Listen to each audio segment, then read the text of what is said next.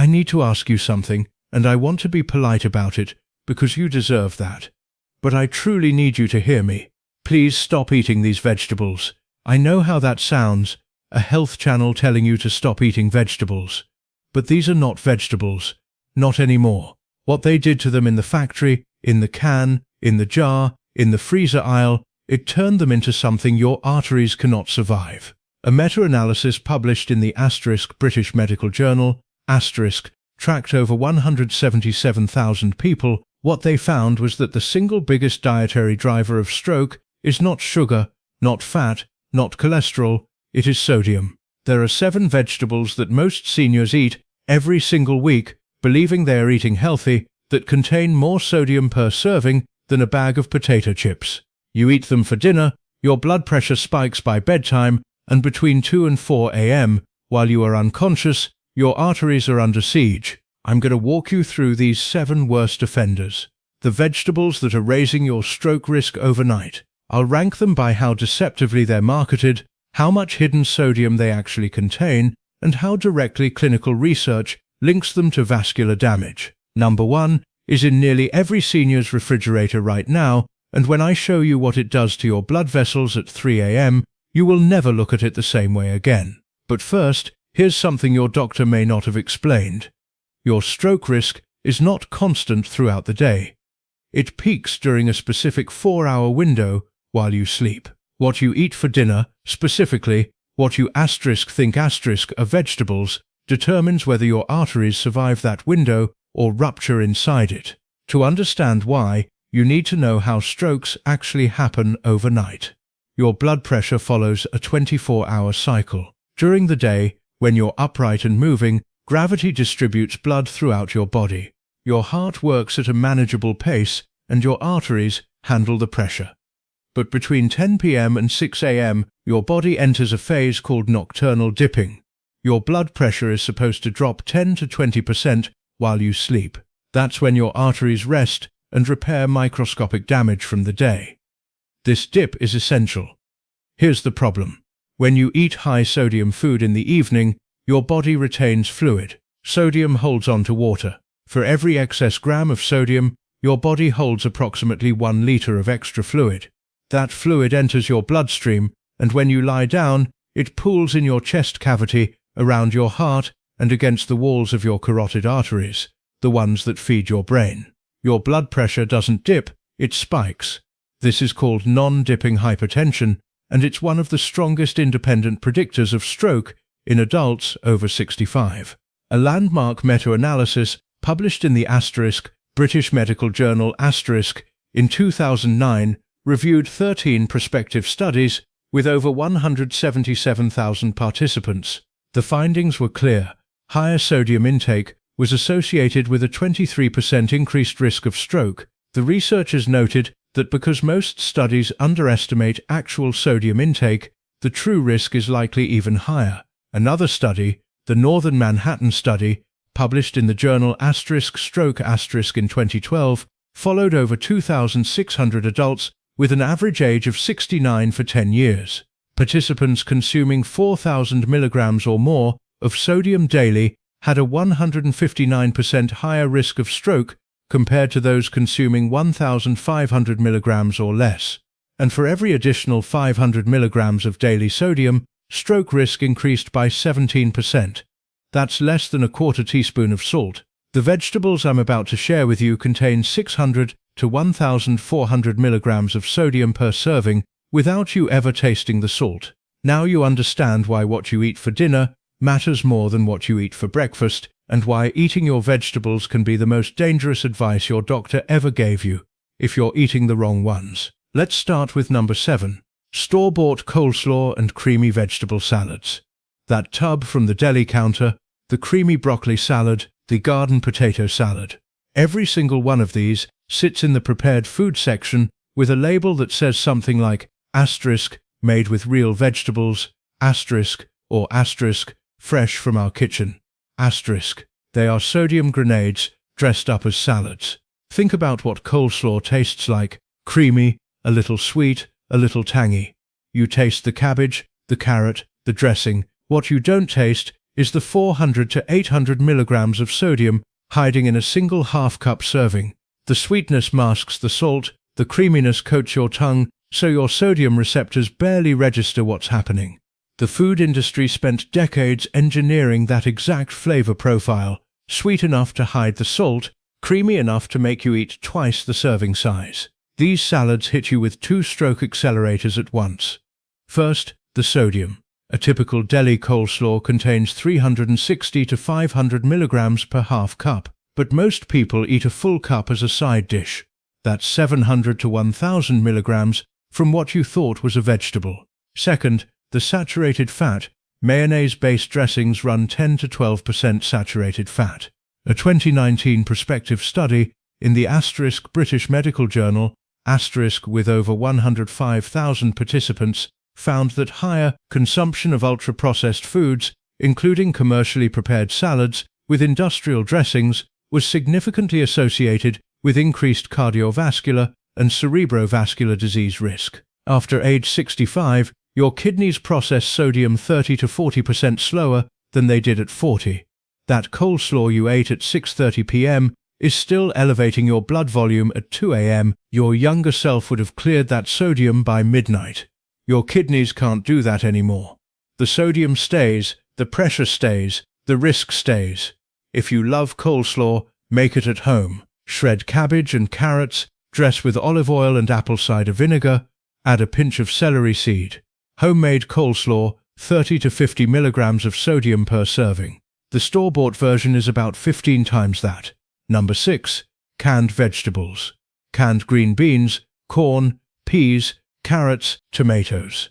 The entire aisle where vegetables sit in metal cylinders, soaking in brine, waiting for you to believe the label that says asterisk, packed with goodness, asterisk, or asterisk, a full serving of vegetables, asterisk. Open a can of green beans and taste one straight from the liquid. That metallic, slightly salty, slightly flat taste isn't what green beans taste like. It's sodium chloride mixed with calcium chloride and sodium EDTA preservatives. And every minute they sit in that solution, they absorb more sodium into their cell walls. Here are the numbers. A single can of green beans has 800 to 1,200 milligrams of sodium. A can of corn, 700 to 1,000. A can of mixed vegetables, 850 to 1,300. Most seniors open the can, heat the contents, and eat the whole thing as a side dish. When you consume 1,000 milligrams of sodium in a single sitting, your blood volume increases within 30 minutes. Your heart pumps harder to move that extra fluid, and your blood pressure rises. Because sodium crosses the blood-brain barrier and directly affects cerebral vascular tone, it's not just your body under pressure, your brain's blood vessels are too. Think about this. You opened a can of vegetables because your doctor told you to eat more vegetables. You heated them up because it takes 3 minutes. You ate them believing you were protecting your health, and you just consumed more sodium than if you had eaten a McDonald's cheeseburger.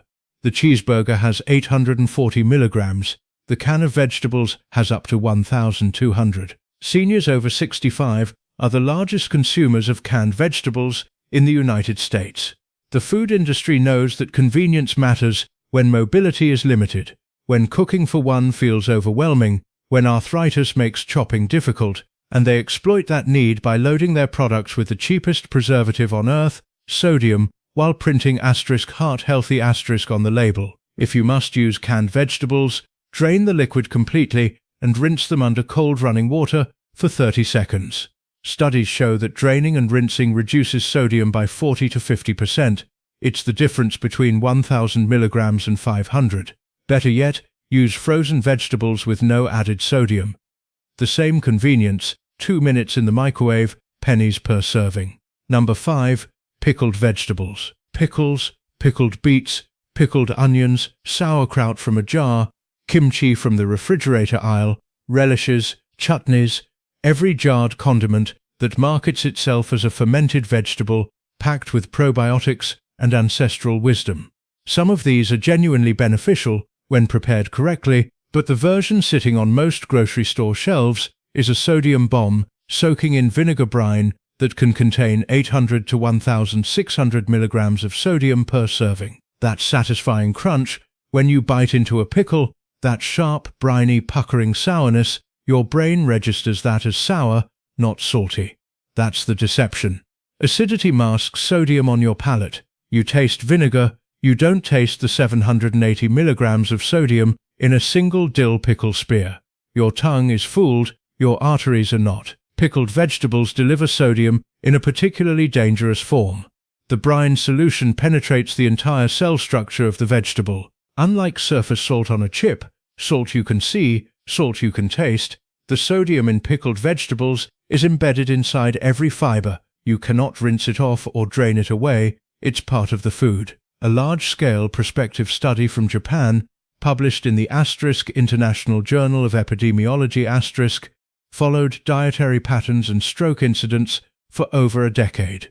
It found that high intake of salt-preserved vegetables was independently associated with increased stroke risk, even after adjusting for total sodium intake, meaning it wasn't just the sodium. The researchers theorized that certain byproducts of the pickling process, including nitroso compounds formed when nitrates in the vegetables interact with acidic brine, may cause direct endothelial damage. That means the inner lining of your blood vessels is compromised, and compromised vessels are the ones that rupture. After 65, your endothelial function is already declining. The inner lining of your blood vessels is thinner, less elastic, more susceptible to damage than it was at 40. Adding compounds that further compromise endothelial integrity is like weakening a dam wall while simultaneously increasing the water pressure behind it. Something gives, usually between 2 and 4 a.m. If you enjoy fermented vegetables for the genuine probiotic benefit, make them at home. Use minimal salt, about 2 to 3% brine by weight, and ferment for 5 to 7 days. Home fermented sauerkraut or kimchi contains a fraction of the sodium of store-bought versions and actually delivers live cultures. The jar on the grocery shelf has been pasteurized. The probiotics are dead.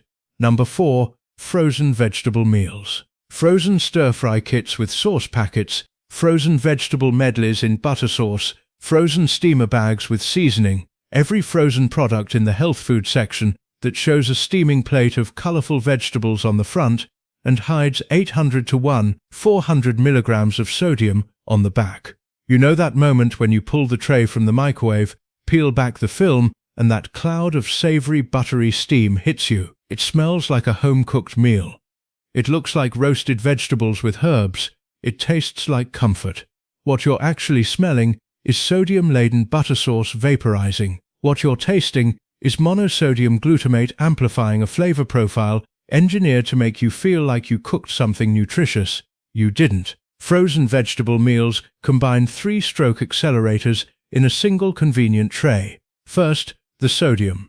A typical frozen stir-fry kit with the included sauce has 900 to 1,300 milligrams per serving. Most packages say 2 servings, but they're designed for 1 person. You eat the whole thing.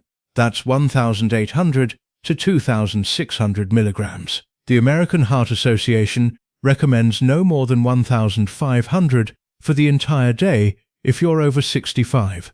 You just exceeded a full day's limit in 1 meal. Second, the preservatives. Sodium phosphate, sodium benzoate, sodium nitrate. These add sodium that doesn't always show up clearly on the nutrition label. Third, the saturated fat in butter and cream sauces.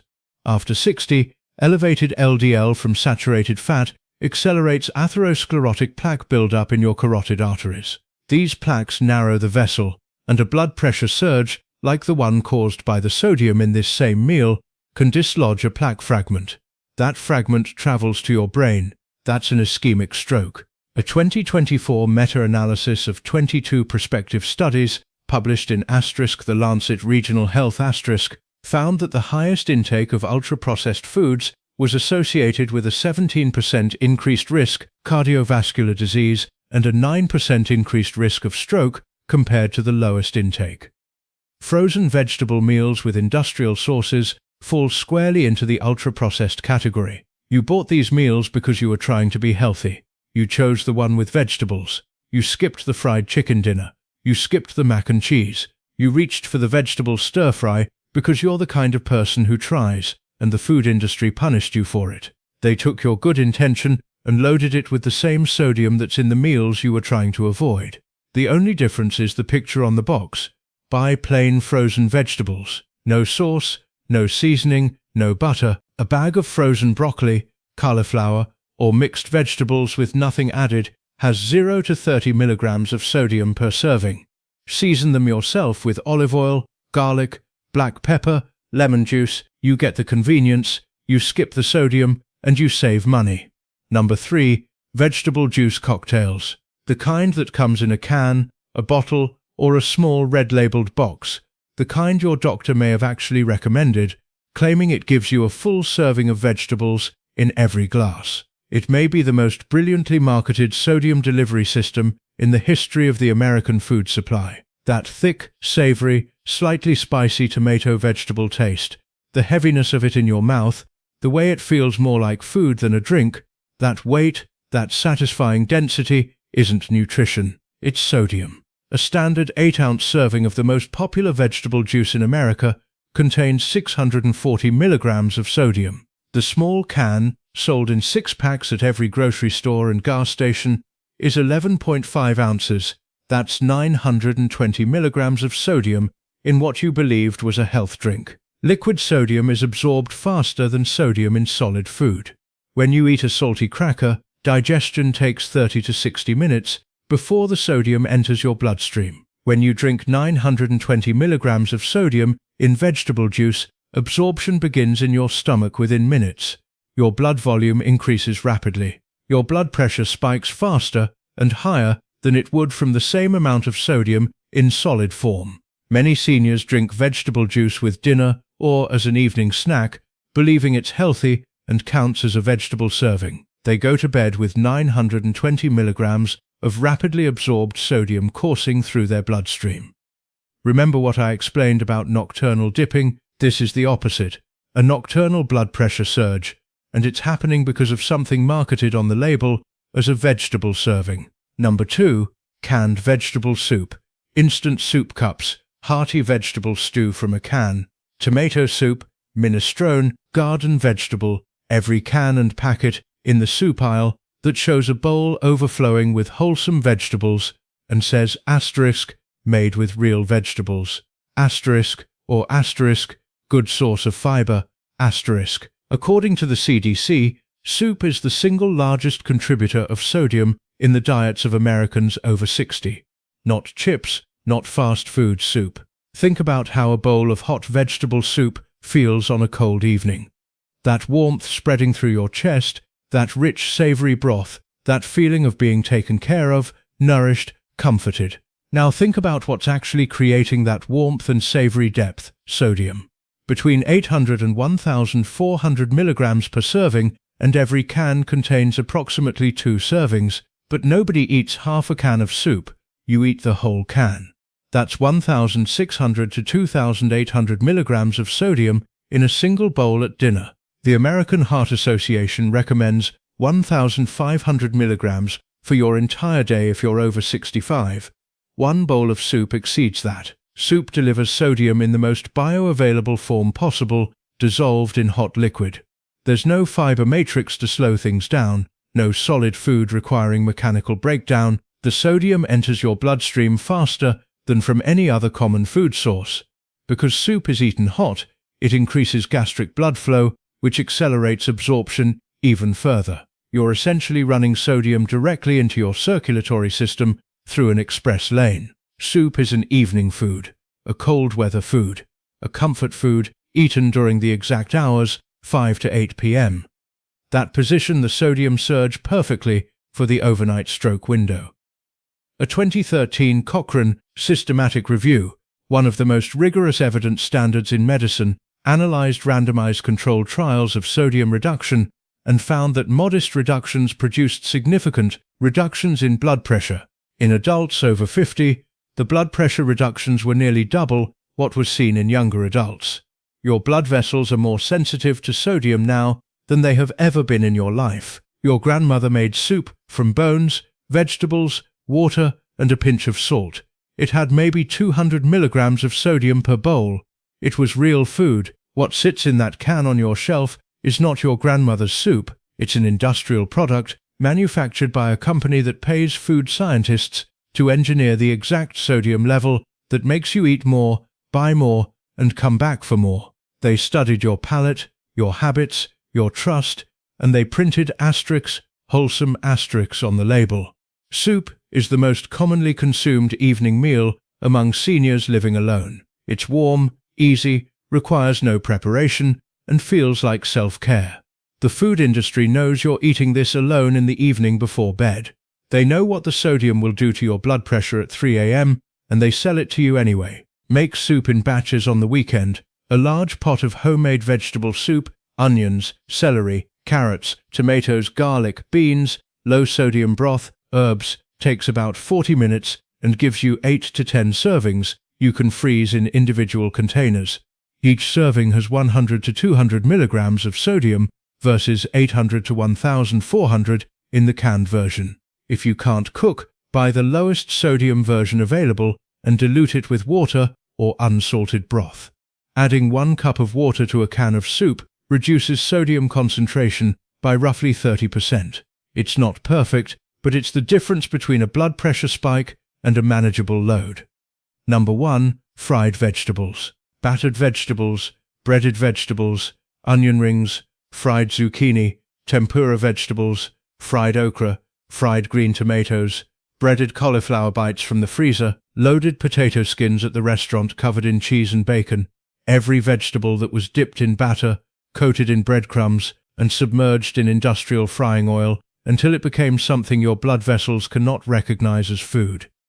That golden, crispy, audibly crunchy exterior, the soft, steaming vegetable hidden inside, the satisfaction of biting through that shell and reaching something you can tell yourself is healthy because it started as a vegetable, that crunch is a lie. What you're hearing is the sound of refined flour, sodium, and oxidized frying oil shattering between your teeth. The vegetable inside is a hostage.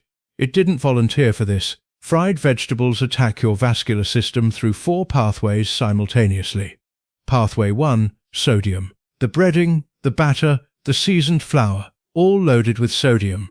A serving of frozen breaded cauliflower bites contains 500 to 700 milligrams before you even add a dipping sauce. Restaurant fried vegetables can exceed 1,200 milligrams per plate. Pathway 2. Oxidized frying oils. When vegetable oils are heated to frying temperatures, 350 to 400 degrees, they undergo oxidative degradation, producing compounds called aldehydes, lipid peroxides, and acrylamide. These compounds are directly toxic to your endothelium, the inner lining of your blood vessels. They cause inflammation, promote plaque formation, and weaken arterial walls, the exact walls that need to survive your overnight blood pressure peak.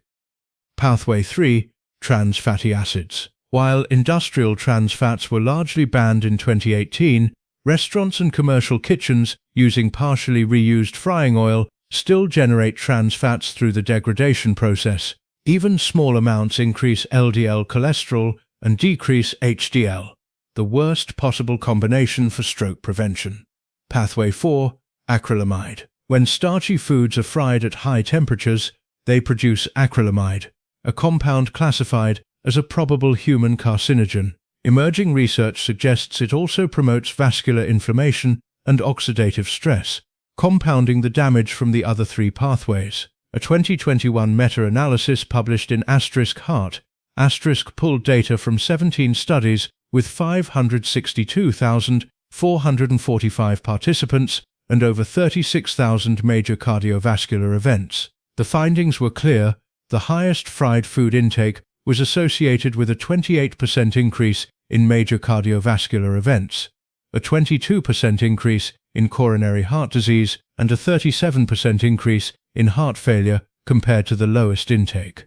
The risk increased linearly. Every additional 114-gram weekly serving, less than 4 ounces, a small side of onion rings, was linked to a 3% increase in cardiovascular events and a 12% increase in heart failure.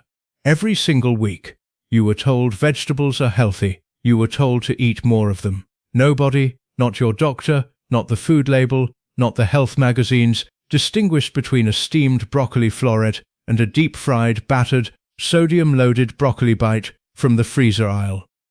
Nobody told you that the way a vegetable is prepared can turn it from medicine into a weapon. The food industry counts on you not knowing. They put asterisk made with real vegetables asterisk on the box because technically there is a vegetable in there somewhere underneath the batter, the breading, the oxidized oil, the sodium, the acrylamide. After 65, your liver's ability to process and clear oxidized lipids declines. Younger people can metabolize a portion of those toxic byproducts before they cause lasting damage.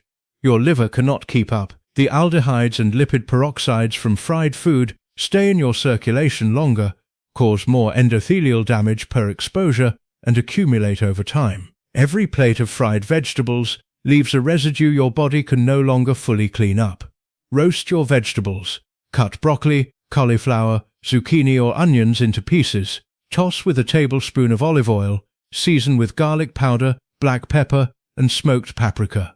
Roast at 400 degrees for 20 to 25 minutes. You get the crunch, the caramelized flavor, and zero sodium from processing, zero oxidized oils, zero trans fats, zero acrylamide. If you crave that breaded texture, coat vegetables in a thin layer of almond flour or whole wheat breadcrumbs, bake at 425 degrees on a sheet pan, and spray with olive oil. The result is crispy, satisfying, and contains not a single compound that attacks your blood vessels.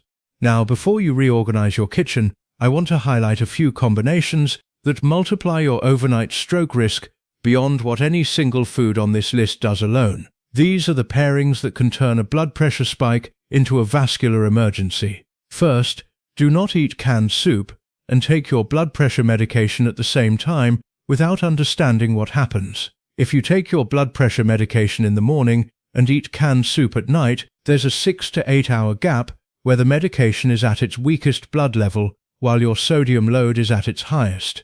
Your arteries are unprotected during the overnight window. If your doctor hasn't discussed evening dosing of your blood pressure medication, bring it up. Second, do not combine vegetable juice cocktails with pickled vegetables in the same meal. This is the healthy appetizer trap. A glass of vegetable juice and a small plate of pickles before dinner sounds reasonable, even healthy. That combination alone delivers 1,600 to 2,400 milligrams of sodium before your main course arrives. You've already exceeded the American Heart Association's entire daily recommendation, and dinner hasn't even started. Third, do not eat fried vegetables and drink alcohol in the same evening. Alcohol inhibits your body's ability to regulate blood pressure overnight. It suppresses the natural nocturnal dip. Combine that with the sodium and inflammatory compounds from fried food, and you're creating a perfect storm. Elevated pressure, compromised vessel walls, and impaired vascular regulation, all converging during the highest risk hours for stroke. Fourth, do not rely on low sodium labels without checking the actual number. The FDA allows a product to be labeled reduced sodium if it contains 25% less than the original. If the original had 1,200 milligrams, the reduced sodium version still has 900 more than half your daily limit in one serving.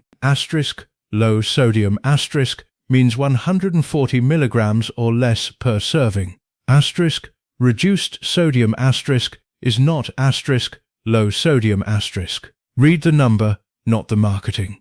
These combinations aren't theoretical. They're Tuesday night, Wednesday night. They're the routine that feels normal because it has been normal for decades. But normal is not safe. Normal is what fills stroke wards. I'm not telling you to stop eating vegetables. I'm asking you to eat real ones, steamed, roasted, fresh, or frozen, without sauce. The vegetables themselves are your greatest allies against stroke. Potassium in leafy greens actively lowers blood pressure. Fiber in whole vegetables slows sodium absorption. Antioxidants in fresh produce protect your endothelium. Vegetables are not the enemy. What the food industry did to them is,